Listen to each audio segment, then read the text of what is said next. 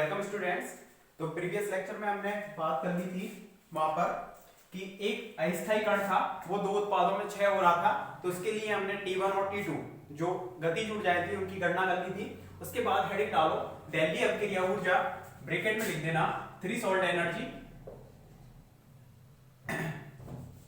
Threshold energy, bracket में डाल देना थ्रीशोल्ड एनर्जी।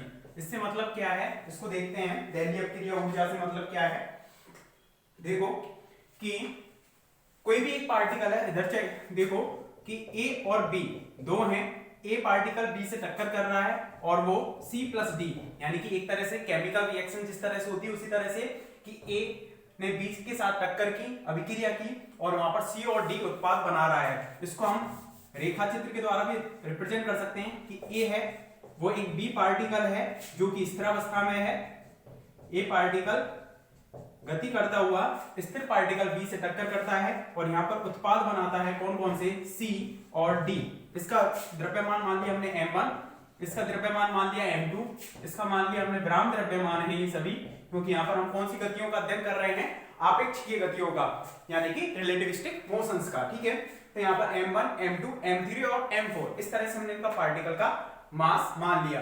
तो अब देखो थ्रीशोल्ड एनर्जी से मतलब क्या है, यहाँ पर ए गतिशील होता हुआ बी से टक्कर कर रहा है और सी और डी उत्पाद बना रहा है। ध्यान से देखना, ए गति करता हुआ बी से टक्कर करेगा, सी और डी उत्पाद बना रहा है और जो उत्पाद बने होंगे उनकी कुछ ना कुछ काइनेटिक एनर्जी होगी और उससे वो मूव करेंगे। गतिज ऊर्जा इनके पास होगी, उससे वो क्या करेंगे, यहाँ पर गति करेंगे। लेकिन उससे पहले एक चीज देखो यहाँ पर कि अपक्रिया ए पार्टिकल है, गति कर रहा है, मतलब उसके पास काइनेटिक एनर्जी है। तो ए के पास कितनी मिनिमम काइनेटिक एनर्जी है, मिनिमम एनर्जी मतलब ए अपने पास मिनिमम कितनी ऊर्जा लेकर आ रहा है ताकि वो बी से टक्कर करे, केवल बी से टक्कर करे और केवल सी और डी उत्पाद बने, उनकी गतिज ऊर्जा वहां पर शून्य हो। तो वो मिनिमम ऊर्जा ही ए की क्या कहलाएगी, दैलीय अपक्रिया ऊर्जा। मतलब इससे ज्यादा एनर्जी होगी तो वो बची कुची एनर्जी है वो किसमें चेंज हो रही है, सी और डी को काइनेटिक एनर्जी प्रोवाइड कराने में, क्योंकि ऊर्जा संरक्षण के नियम से ना ही ऊर्जा को नष्ट किया जा सकता है ना ही उत्पन्न किया जा सकता है, केवल एक रूप से दूसरे रूप में हम उसको ट्रांसलेट कर सकते हैं। तो एक के पास की जो एनर्जी है वो बची कुची इसको और इसको क्या मोशन देने में काम आएगी, मतलब गति देने में काम आएगी। तो ए के पास इतनी मिनिमम एनर्जी ताकि वो बी से टक्कर करे और शून्य गतिज ऊर्जा के या ये भी कह सकते हैं, अब मोशन नहीं कर रहा है तो संवेग भी शून्य होगा, शून्य संवेग के उत्पादों का निर्माण करे। ए के पास उपस्थित वह न्यूनतम ऊर्जा ताकि वह बी से टक्कर करके क्रिया करके शून्य संवेग के उत्पादों का निर्माण करे, वह मिनिमम एनर्जी ही क्या कहलाएगी, उसकी मिनिमम एनर्जी को ही हम बोलेंगे थ्रीशोल्ड एनर्जी। तो इस तरह से कोई भी अपक्रिया है तो उसको हमने इस तरह से दिखा दिया।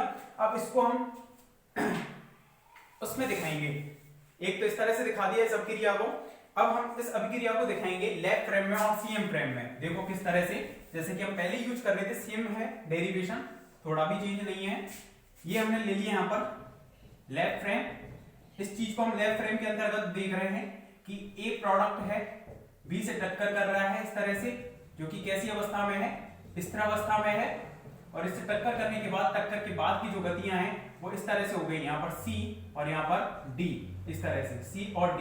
इनका द्रव्यमान मान लिया हमने, इसका m1, इसका m2, इसका m3 और इसका m4। इस तरह से हमने लेफ्ट फ्रेम में बात कर ली। इसी के पैरेलल में एक CM फ्रेम है जो कि VCM वेग से क्या कर रहा है, मूव कर रहा है। ठीक है, इसको बोल दिया हमने CM फ्रेम। इसमें द्रव्यमान केंद्र के सापेक्ष हम कण की स्थिति का आकलन करेंगे। ठीक है, और इसमें मूल बिंदु के सापेक्ष। ठीक है, O और इसको O डैश मान लिया, इसको X मान लिया, इसको Y मान लिया, इसको Z मान लिया, X डैश, Y डैश और Z डैश। ठीक है, और इसमें VCM वेग से वो मूव कर रहा है। तो इसके अंतर्गत ये वाला पार्टिकल इधर की ओर गतिशील होता हुआ प्रतीत होगा, पहले बता चुका हूं इस तरह से, ये इधर गतिशील और ये इधर गतिशील, इनका द्रव्यमान केंद्र बीच में होगा कहीं ना कहीं, और टक्कर के बाद की स्थिति है कुछ इस तरह से होगी इनकी, C यहां पर होगा और D यहां पर होगा, इस तरह से होगा।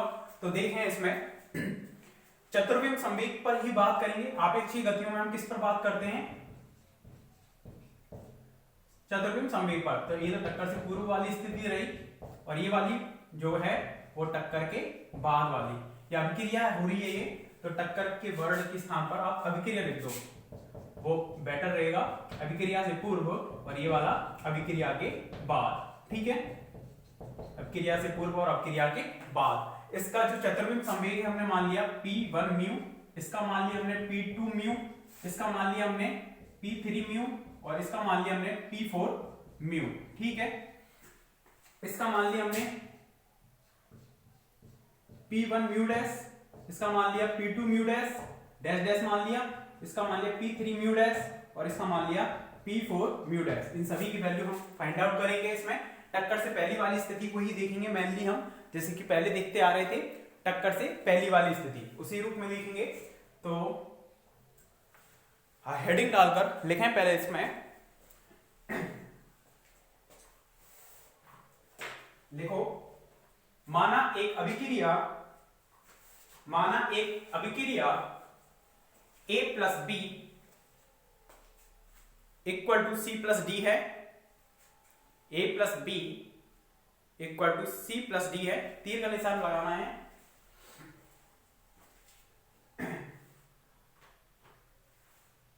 नेक्स्ट लाइन से लिखना, इस अभिक्रिया में माना एक कण, इस अभिक्रिया में माना कण A का ग्राम द्रव्यमान m1,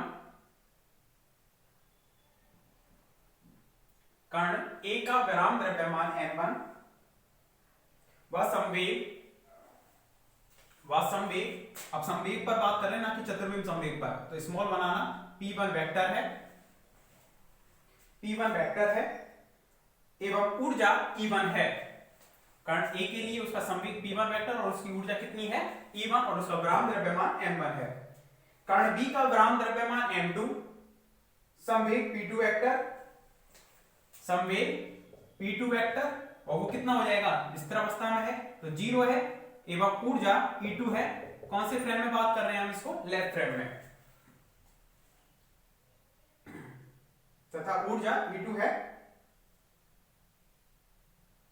जब ये दोनों कण प्रयोगशाला निर्देश तंत्र में टकराते हैं, जब ये दोनों कण प्रयोगशाला निर्देश तंत्र में टकराते हैं, जब ये दोनों कण प्रयोगशाला निर्देश तंत्र में टकराते हैं, तो टकराने के बाद नए उत्पाद C व D बनते हैं। तब टकराने के बाद नए उत्पाद C व D बनते हैं।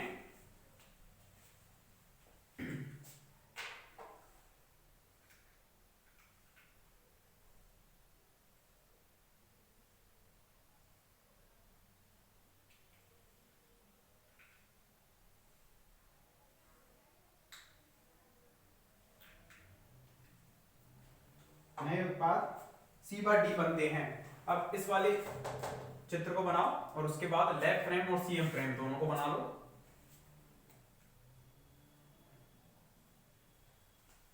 इसको बनाने के बाद उसको बनाओ दोनों को, और यहाँ पर सभी की वैल्यू देखेंगे, P1 mu, P2 mu, P1 mu dash और P2 म्यू डैश की। अब क्रिया से पहले वाली स्थिति देखनी है हमें।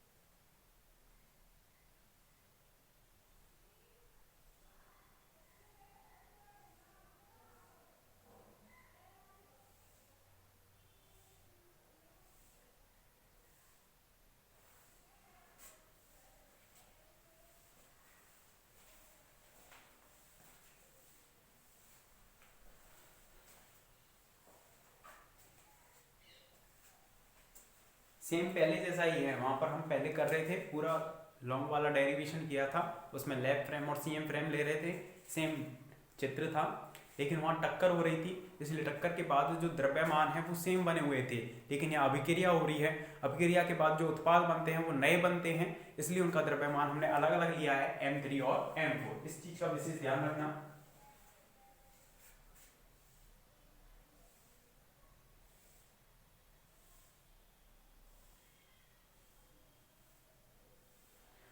यहाँ पर आप आपके दिमाग में क्वेश्चन आ रहा होगा कि हम लेफ्ट फ्रेम से सीएम फ्रेम में क्यों गए, क्योंकि लेफ्ट फ्रेम में उन पार्टिकल्स का अध्ययन करना कठिन है, क्योंकि यहाँ पर संवेग, टोटल संवेग है वो शून्य नहीं होता है।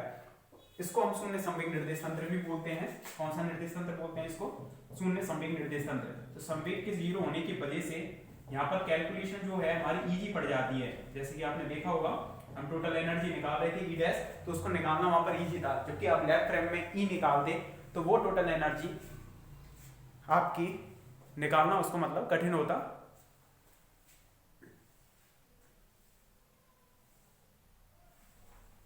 चित्र बना लिए, इसके बाद देखना पूरा, इधर फोकस करो।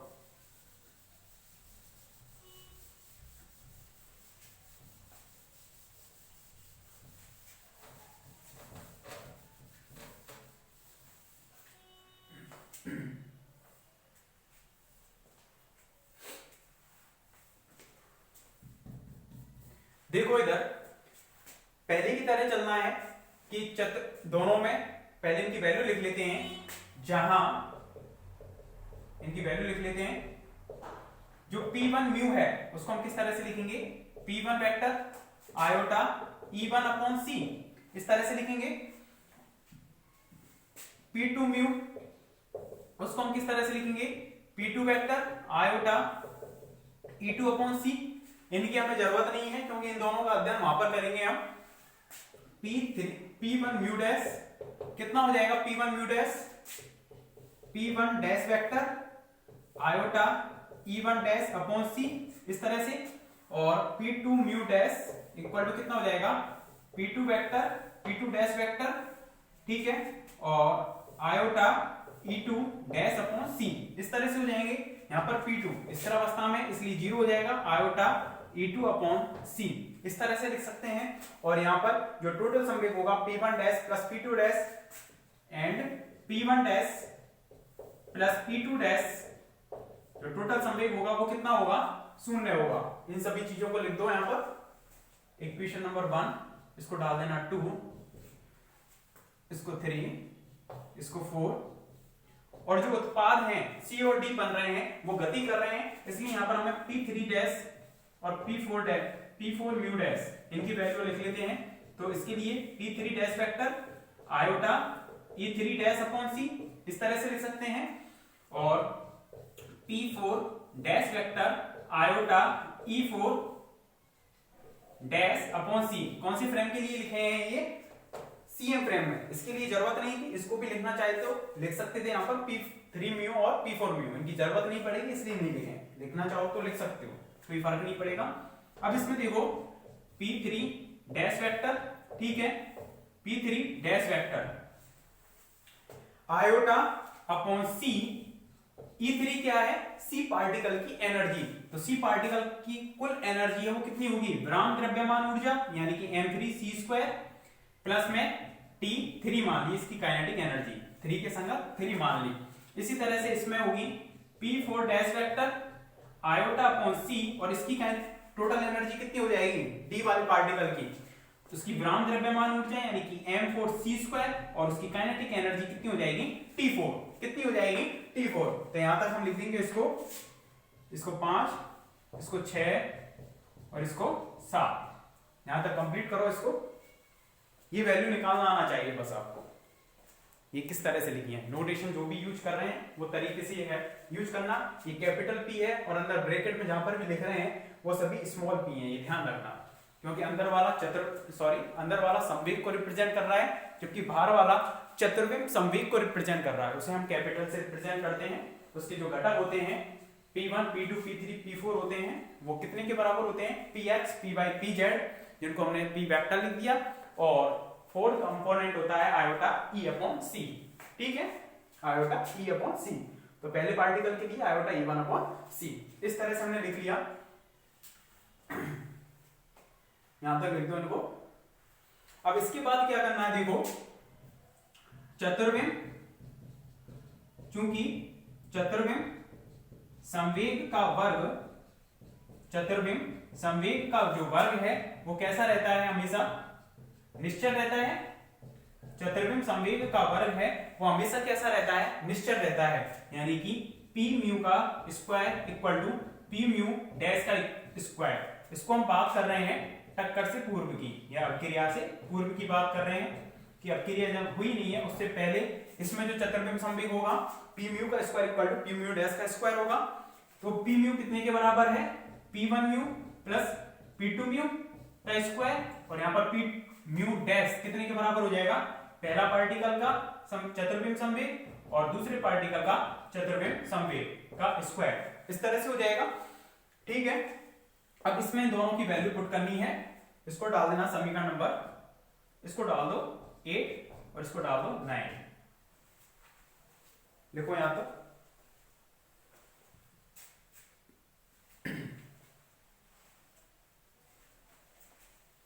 Equation number 9। अब इसमें वैल्यू पुट करनी है और पहले की तरह करना है जैसे पहले कर रहे थे वहां पर।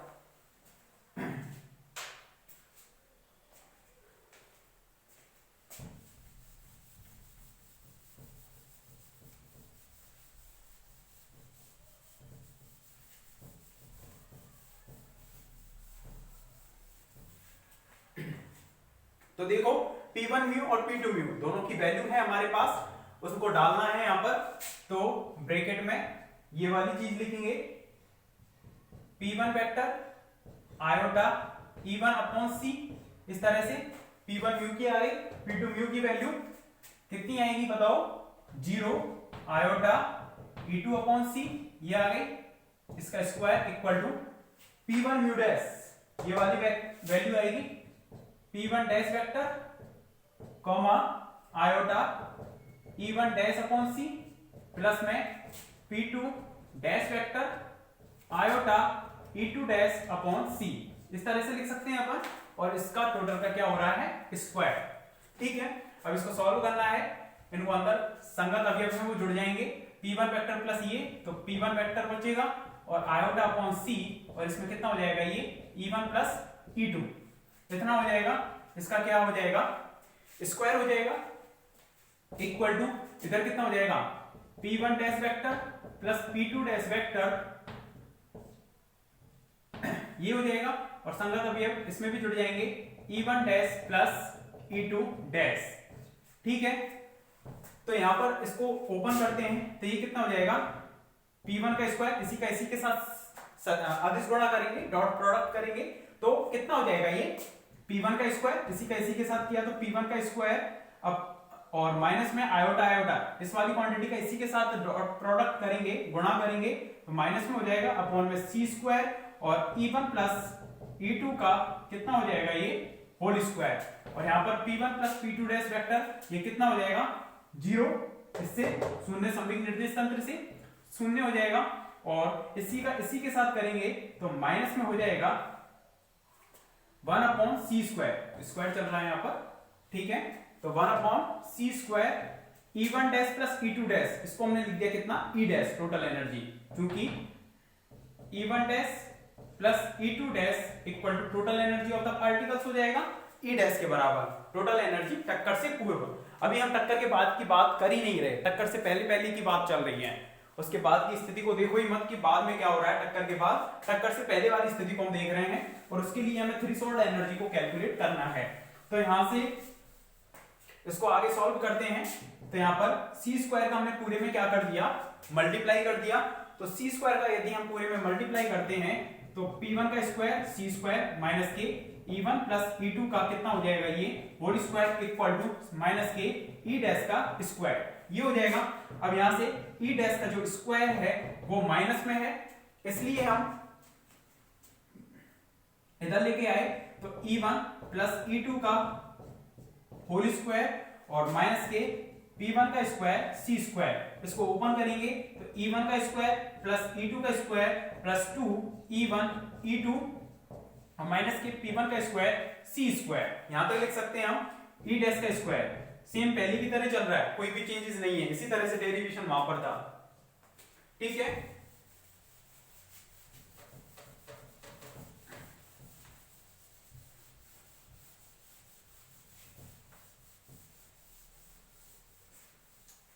तो आगे देखो, इसमें E डैश का जो स्क्वायर है वो E1 का स्क्वायर प्लस E2 का स्क्वायर प्लस 2 E1 E2 ये आया।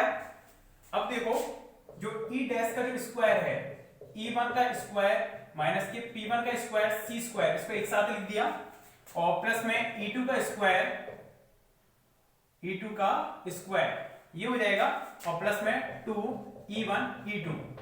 अब दोनों की वैल्यू है यहाँ पर E1 और E2, कितना होगा, E1 का स्क्वायर इक्वल टू कितना हो जाएगा, P1 का square C square plus M1 का स्क्वायर C4, ऊर्जा संवेग समीकरण से। किससे लिखा है ये वाली चीज, ऊर्जा संवेग समीकरण से।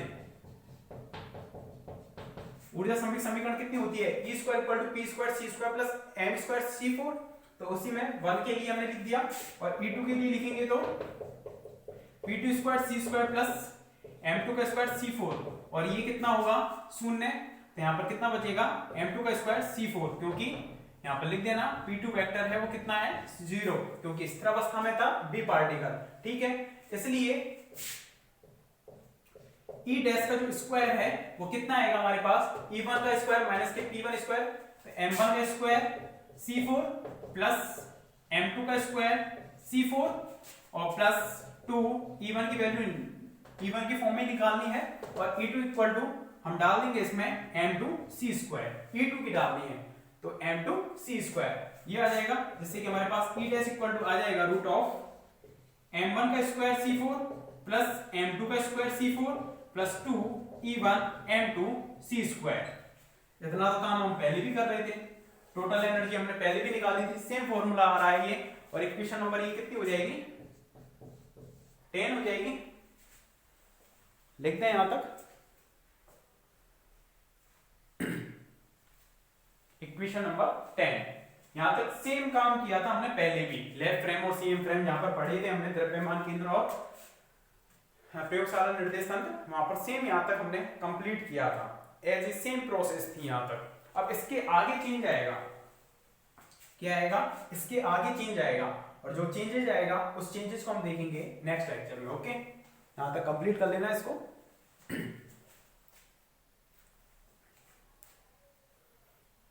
Thank you.